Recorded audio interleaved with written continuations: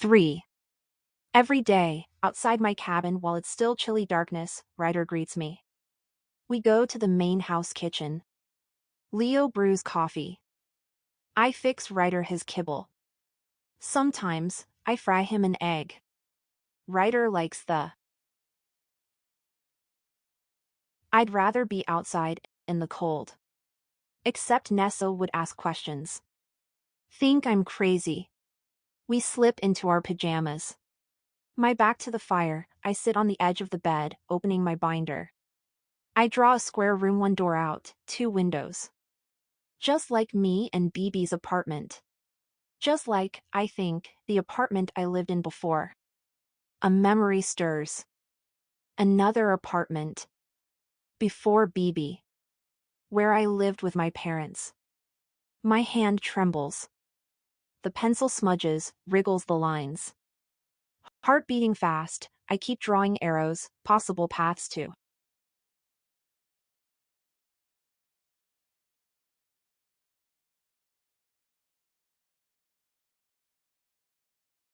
Cabin $3. Escape. Use lamp to break. Windows? 4. Climb rafters, remove shingles. Window. X. Window 2. Loose floorboard, tunnel out. Up fireplace? EW. Though I keep redrawing paths, there aren't enough exits. Turning, I see Nessa still facing the fire. Her body's limp, her arm dangling off the bed. She's sound asleep. I stare at the flame, feeling a new urgency to draw maps how to leave the cabin, the ranch. Still at the forest's edge, facing wilderness, I won't know which way to go. I panic. My mistake. I let myself forget. I should have been looking for guideposts, how to escape. Not just blindly following Jamie, following somebody else's trail. I stopped paying attention. Rabbit warrens, woodpeckers are nice, but without a trail would I be able to find my way back? If I needed to go back? I can't breathe. Oasis circle, what if I needed to get there? To be safe?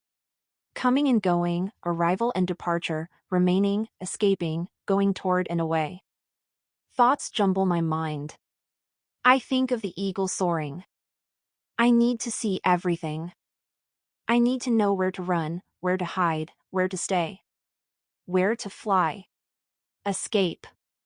Flee. From what? My mind answers, fire. I'm sleeping on a daybed. A yellow blanket covering me and my cloth doll, Maya. Maya is my best friend. I'm 4. A big girl. Hanging from the cracked ceiling are light bulbs with slow, twirling blades. Smoke spreads, spiraling outward. I hear insistent whispers, scuffling. Smother it. Mama's voice. Smother it. Across from me and Maya, Mama and Pop's bed is empty. We all sleep, eat, cook in one big room. There's a wild clang. Metal rattles. A bang. Mama screams. Shivering, gripping Maya, I sit up. See Mama swatting a frying pan of flames with a dish towel. Pop stomps his feet. Flaming grease flies. Tiny flames dot the carpet. Mama screams again. I scream. I push back against the wall. Smoke floats down. There's no place to go. Coughs, crying. More coughs. I cover me and Maya with the blanket. If I don't see the flames, maybe they'll disappear. But I feel them. Searing, suffocating heat. Mama. A doggo. Pop screams, long, low, guttural. Gasping, crying, I wake. Nightmares from the Bronx won't leave me alone. Thankfully, Nessa still sleeps. The fire in the fireplace should be dying, but it looks as if it's been sprayed with gas or more logs added. Is this really real? Unsettled, I dress quickly, rush out the cabin. Ryder. He's sitting outside the door. Ears alert, head up. Did Ryder know I needed comfort? How long has he been sitting, waiting for me? Eyes sparkling, he's intensely watching my face. I drop to my knees, sobbing, wrapping my arms about his neck. Ryder holds steady, rubs his head against my hair. You all right, a doggo? I feel Ryder twisting his body and head to look at Leo. I'm not ready to look at him yet. Ryder's rising and falling chest, his heart beating, make me know I've stopped dreaming. Like a big kid, Leo, legs crossed, sits on the ground. I can't help smiling. Ryder relaxes, lying down between us. I've brought you this. A sketch pad. And these. Pens and colored pencils held together with a rubber band. You can draw the trails, Addie. Thank you. I flip to a blank page.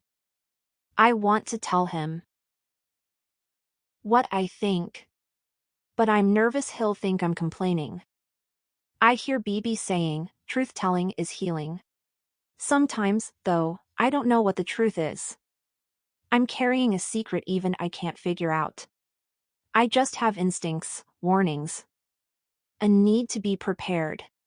Trails are just paths worn down and people, following them over and over, I say. Navigating off-path in the wild is different.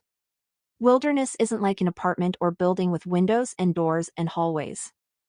It flows, rocks to brush to forest, stream to hills. No paths, no footsteps. Ryder sits, snuffling. He knows I'm upset. There was a fire, I blurt. My parents died. I survived. I don't remember how I did. I was a little kid. BB your grandmother? Says I'll remember my spirit's journey. Like me traveling here. She says the spirit takes journeys, too. You just need to get ready. Yes. You understand? I lean forward, Ryder shifts closer, Leo strokes Ryder. That's why you like maps. Yes. If I can see the layout, map it, I think I can always escape. Survive. Maybe I figured it out as a kid. Maybe my parents taught me, showed me how to escape earlier. I don't know. I was so little. My voice cracks, chokes. Now there's only me and BB. She's old. Really, really old. Leo knows what I'm trying to say. He nods. I swallow. My maps work in the Bronx. But I can't make them work here. No streets, corners. I can't plot my escape. You need to understand topographical maps. He takes the sketch pad from me, slips a pencil from the rubber band. He puts 2 lanterns on the ground. The glow makes the paper shine. See. These are my property lines, the boundary where my land ends.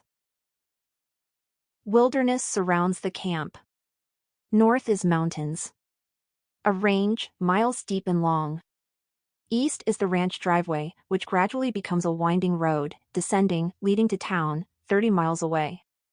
West is forest and more forest. South is Eagles Ridge, and below it, a valley and a stream flowing east. He sketches rapidly.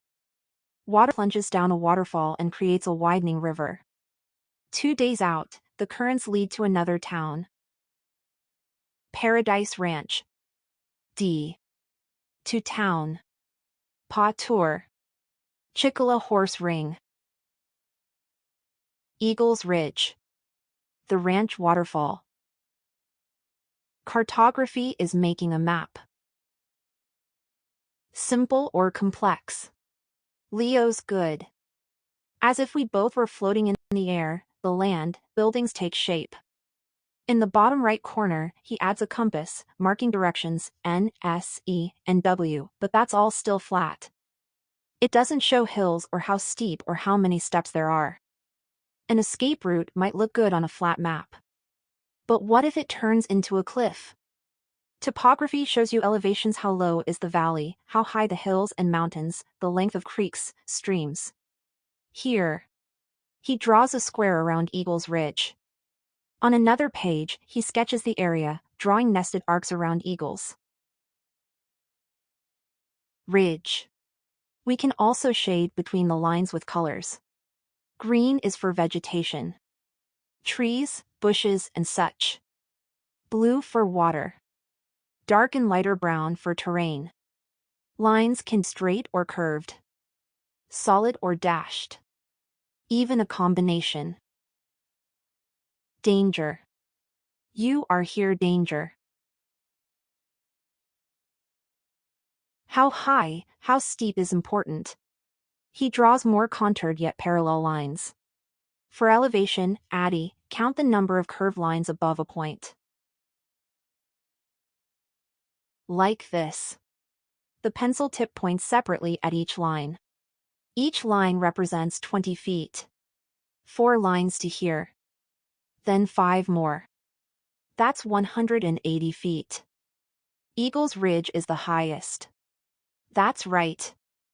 If the lines are close together, it's steep; far apart, it's level. Here these lines are almost on top of each other. A sharp, sheer cliff before hitting the water. An eagle could soar down, pull up, and survive. But people dash. He doesn't have to say it. Falling off the cliff would mean death. Just like being trapped by a forest fire. This is why Bibi sent me to you. To teach me. She's always saying, New York isn't everywhere. Need to be prepared for other journeys. You're lucky.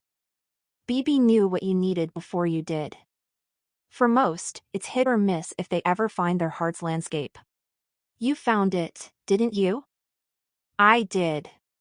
Then, more softly, adds, Bibi must be a wilderness woman, too. She named me.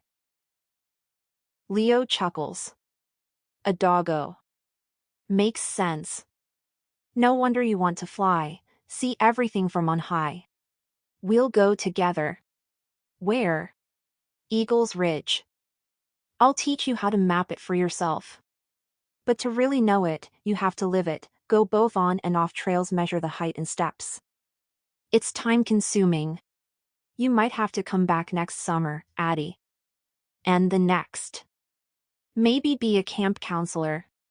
But first, breakfast. Writer's head pivots hearing, breakfast. I wonder if I came here long enough, mapped every step and slope.